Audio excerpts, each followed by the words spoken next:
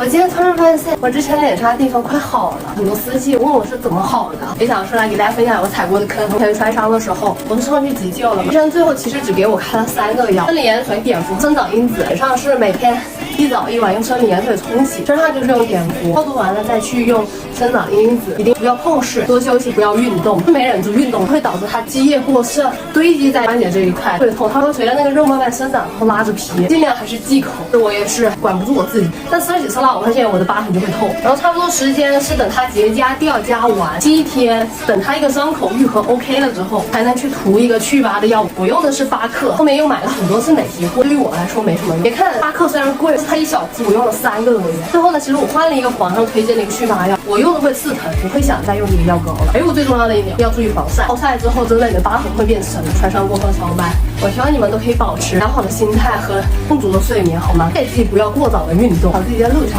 一起安吧。